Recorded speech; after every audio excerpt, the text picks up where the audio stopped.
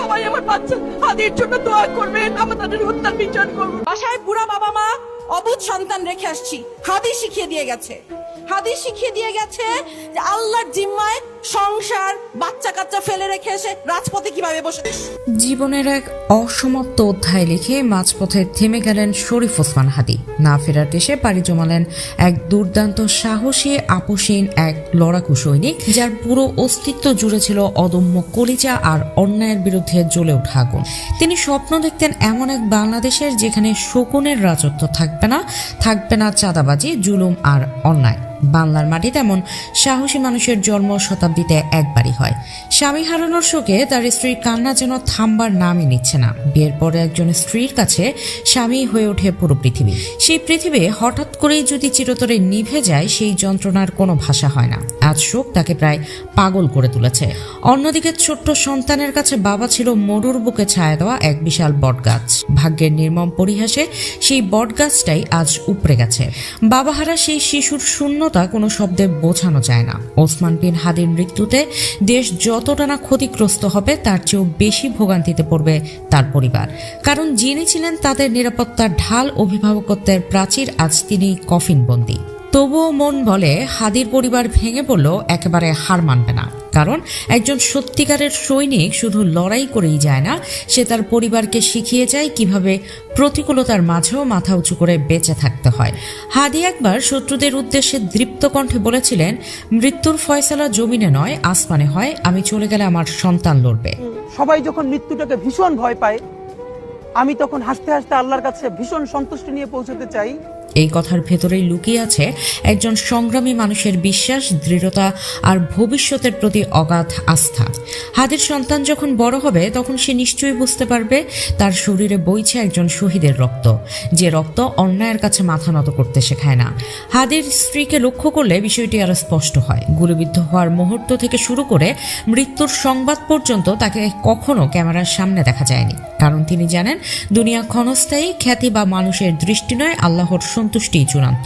পর্দা ভঙ্গ করে ক্যামেরার সামনে আসার প্রতি তার কোনো আকর্ষণ নেই। এই মহীয়সী নারী বিশ্বাস করেন, ৮০ বছরের জিন্দেগি পেরিয়ে গেলেই তার প্রকৃত মিলন হবে প্রিয় স্বামীর সঙ্গে বেহেশতে।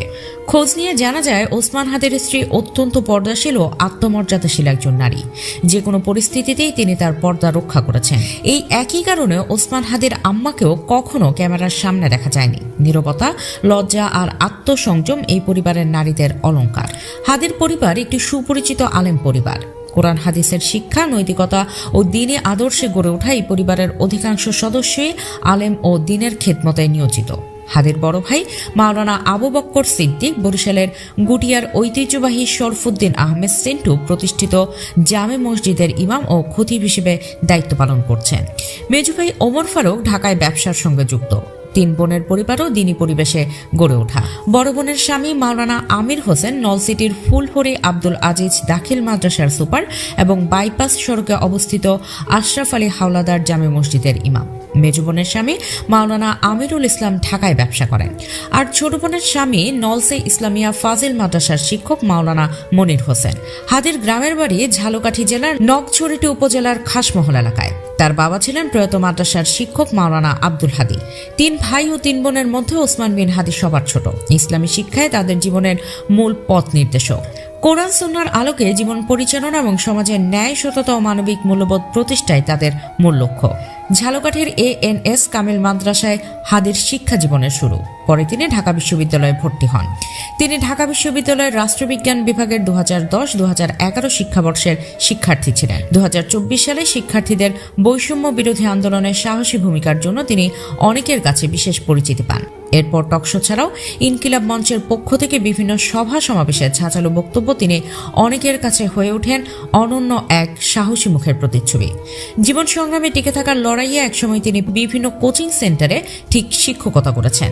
সবশেষে ইউনিভার্সিটি অফ স্কলার্স নামে একটি বেসরকারি বিশ্ববিদ্যালয়ে ওসমান বিন হাদি শিক্ষকতা করেছিলেন। তিনি বরিশালের রহমতপুরে বিয়ে করেন। তার 1.5 বছরের একটি পুত্র সন্তান রয়েছে। হাদির বোন জামাই মনির হোসেন বলেন, ওসমান হাদি এমন একজন ব্যক্তি যার পা থেকে মাথা পর্যন্ত সম্পূর্ণটা দেশপ্রেম। ও শাহবাগের মরে যা বলে, পরিবারের সদস্যদের সাথেও একই কথা বলে। বাংলাদেশের স্বচ্ছ মানুষের রাজনীতি কেউ গ্রহণ করে না। এমন মন্তব্যে হাদি নিরুৎসাহিত হতেন। তুলে ধরে বলেন, ও বলতো কারো না কারো শুরু করতে হবে, সেই থেকে শুরু করা। আমরা জানতাম এ ধরনের ঘটনা ঘটতে পারে। সে ফ্যাসিবাদের বিরুদ্ধে, বাংলাদেশের সকল অনিয়মের বিরুদ্ধে। হাদি বলতো আমি শুরু করব, আমি হয়তো থাকবো না, আমার দেখা দেখি হাজার হাজার হাদির জন্ম হবে। ওসমান হাদি ঠিক কোথায় অনন্য?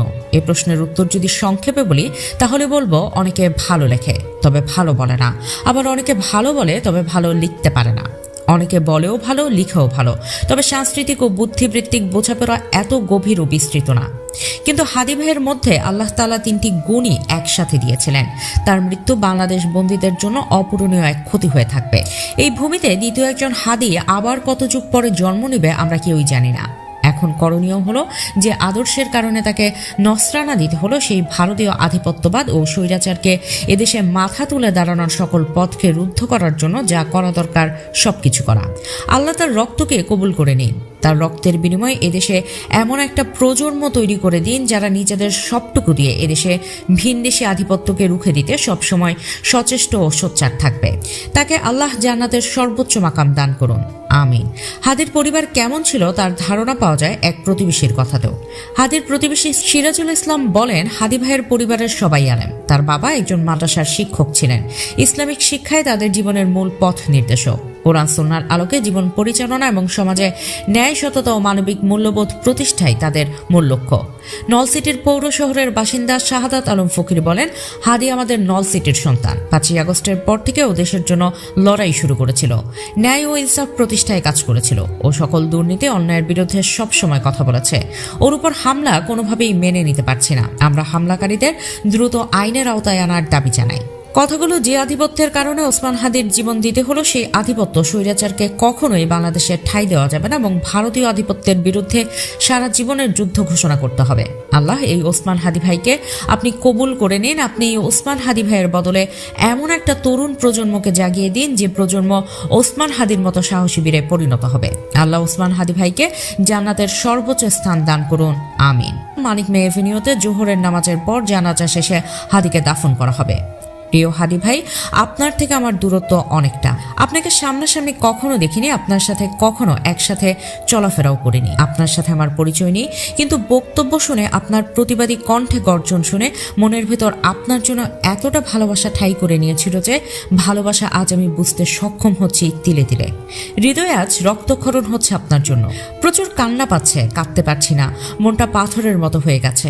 আপনাকে এভাবে হারিয়ে ফেলবো ভাবিনি কখনো। ভালো থাকবেন ও পারে। আমাদেরকে যদি কেউ গুলি করে মেরে ফেলে তাকে যেন ধরে বিচার করা হয়। আপনি যদি আজকে আমাকে, জাবেরকে, আমাদের টিমকে মেরে ফেলেন এবং তার যদি বিচার করতে না পারেন তাহলে নতুন কেউ জন্মাবে না। শুধু এই জন্য তার বিচার করে ফেলতে হবে, আর কিছু স্পেশাল।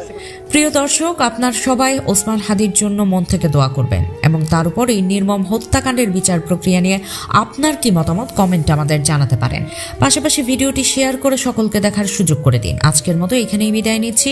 দেখা হবে পরবর্তী কোনো ভিডিওতে। ততক্ষণ সবাই ভালো থাকুন, সুস্থ থাকুন। আল্লাহ হাফেজ।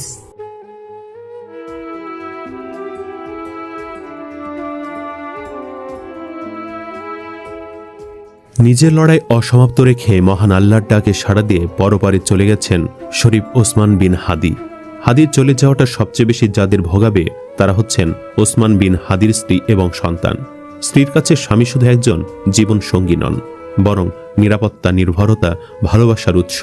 তিনি স্ত্রীর সবচেয়ে বড় সাপোর্টার। যার স্বামী নেই সেই শুধু বুঝতে পারেন স্বামীর গুরুত্ব কত। অন্যদিকে সন্তানের কাছে বাবা হচ্ছেন মরুর বুকে এক ছায়া দানকারী বট গাছের ন্যায়। কিন্তু আজ থেকে হাদির ছোট্ট সন্তানটির মাথার উপর থেকে বাবা নামক বটগাছের ছায়াটা সারা জীবনের জন্য সরে গেল। আমার ধারণা হাদির পরিবার এতে বিচলিত হবেন না খুব একটা, কারণ হাদি ছিলেন একজন যোদ্ধা। নিশ্চয়ই তিনি তার স্ত্রী সন্তানদের সেই শিক্ষা দিয়ে গেছেন কিভাবে প্রতিকূলতার মাঝে টিকে থাকতে হবে। হাদি একবার শত্রুদের উদ্দেশ্যে বলেছিলেন, মৃত্যুর ফয়সালা জমিনে না আসমানে হয়। আমি চলে গেলে আমার সন্তান লড়বে। হাদির সন্তান যখন বড় হবে তখন সে নিশ্চয়ই বুঝতে পারবে তার শরীরে একজন শহীদের রক্ত বইছে। অন্যদিকে হাদির স্ত্রীর কথাই ধরুন। হাদির গুলি লাগা থেকে শুরু করে মৃত্যু পর্যন্ত তাকে ক্যামেরার সামনে দেখাই যাচ্ছে না, কারণ হাদির স্ত্রী জানেন দুনিয়া ক্ষণস্থায়ী।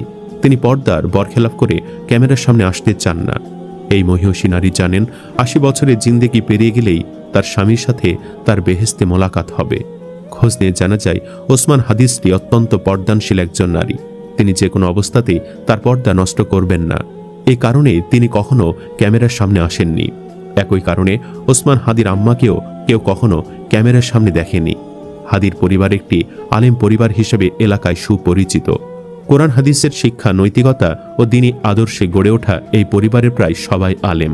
হাদির বড় ভাই মাওলানা আবু বকর সিদ্দিক বরিশাল গুঠিয়ার ঐতিহ্যবাহী শরফুদ্দিন আহমেদ সেন্টু প্রতিষ্ঠিত জামে মসজিদের ইমাম ও খতিব। তার মেজ ভাই মাওলানা ওমর ফারুক ঢাকায় ব্যবসা করেন। ওসমান হাদির 3 বোনের মধ্যে বড় বোনের স্বামী নলছিটি ফুলহরি আব্দুল আজিজ দাখিল মাদ্রাসার সুপার ও বাইপাস সড়কে আশরাফ আলী হাওলাদার জামে মসজিদের ইমাম মাওলানা আমির হোসেন। মেজ বোনের স্বামী মাওলানা আমিরুল ইসলাম ঢাকায় ব্যবসা করেন। আর ছোট বোনের স্বামী নলছিটি ইসলামিয়া ফাজিল মাদ্রাসার শিক্ষক মাওলানা মনির হোসেন। হাদির গ্রামের বাড়ি ঝালকাঠি জেলার নলছিটি উপজেলার খাসমহল এলাকায়। তার বাবা ছিলেন প্রয়াত মাদ্রাসার শিক্ষক মাওলানা আব্দুল হাদি। 3 ভাই ও 3 বোনের মধ্যে ওসমান বিন হাদি সবার ছোট। ইসলামী শিক্ষায় তাদের জীবনের মূল পথ নির্দেশক। কোরআন সুন্নাহর আলোকে জীবন পরিচালনা এবং সমাজে ন্যায়, সততা ও মানবিক মূল্যবোধ প্রতিষ্ঠায় তাদের মূল লক্ষ্য। ঝালকাঠির NS কামিল মাদ্রাসায় হাদির শিক্ষা জীবনের শুরু হাদির। পরে তিনি ঢাকা বিশ্ববিদ্যালয়ে ভর্তি হন। তিনি ঢাকা বিশ্ববিদ্যালয়ের রাষ্ট্রবিজ্ঞান বিভাগের 2010-2011 শিক্ষাবর্ষের শিক্ষার্থী ছিলেন। 2024 সালে শিক্ষার্থীদের বৈষম্য বিরোধী আন্দোলনে সাহসী ভূমিকার জন্য তিনি অনেকের কাছে বিশেষ পরিচিতি পান। এরপর টকশো ছাড়াও ইনকিলাব মঞ্চের পক্ষ থেকে বিভিন্ন সভা সমাবেশে দেওয়া ঝাঁঝালো বক্তব্যে তিনি অনেকের কাছে হয়ে ওঠেন অনন্য এক সাহসী মুখের প্রতিচ্ছবি। জীবন সংগ্রামে টিকে থাকার লড়াইয়ে একসময় তিনি প্রাইভেট পড়িয়েছেন।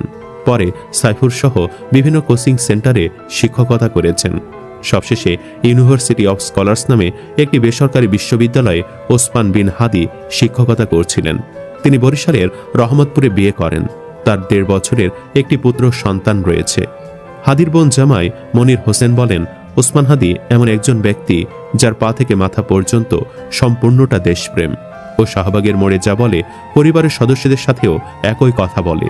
বাংলাদেশে স্বচ্ছ মানুষের রাজনীতি কেউ গ্রহণ করে না, এমন মন্তব্যে হাদি নিরুৎসাহিত হতেন তুলে ধরে তিনি বলেন, ও বলতো কারো না কারো শুরু করতে হবে, সেই থেকে শুরু করা।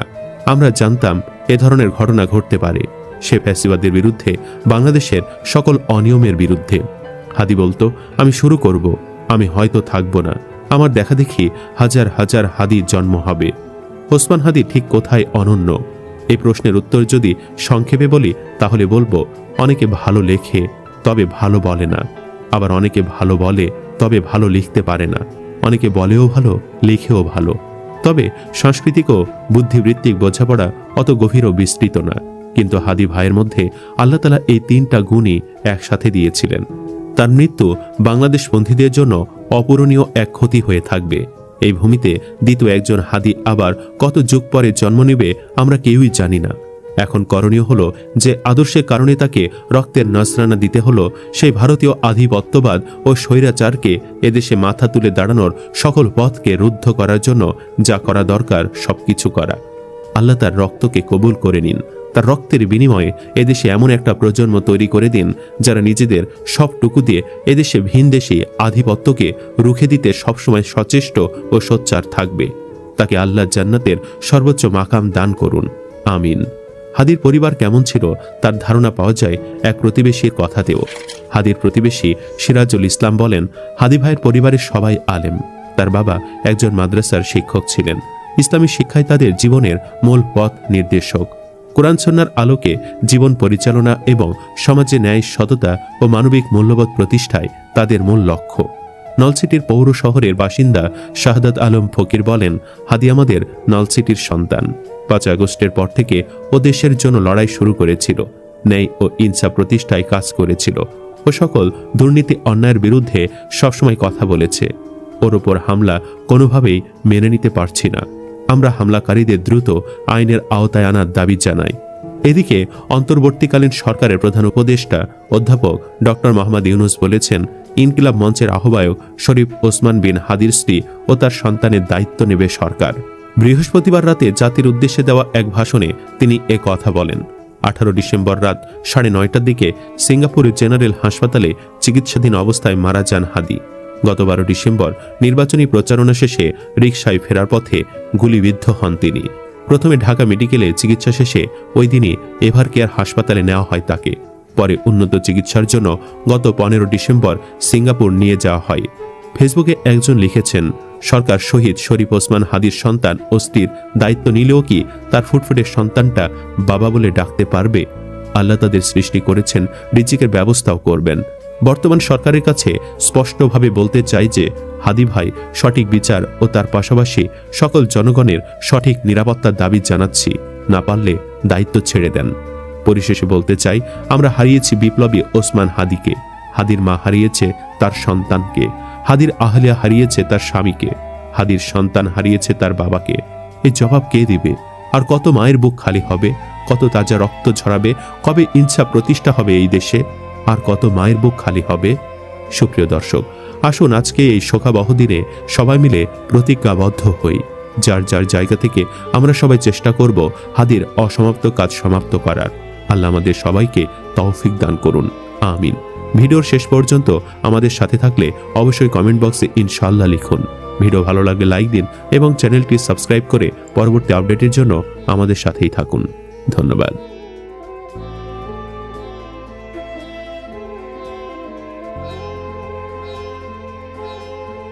কি ঘটেছিল ওসমান হাদির সাথে? বন্ধুরা, ওসমান হাদি কি এমন চাঞ্চল্যকর তথ্য সে ফাঁস করে দেবে বলেছিল, যার কারণে তাকে মারা হলো? বন্ধুরা, তিনি হসপিটালে আইসিইউতে বসে বসে তিনি কোন গোপন কথাগুলো ফাঁস করে দিলেন, চলুন তার সেই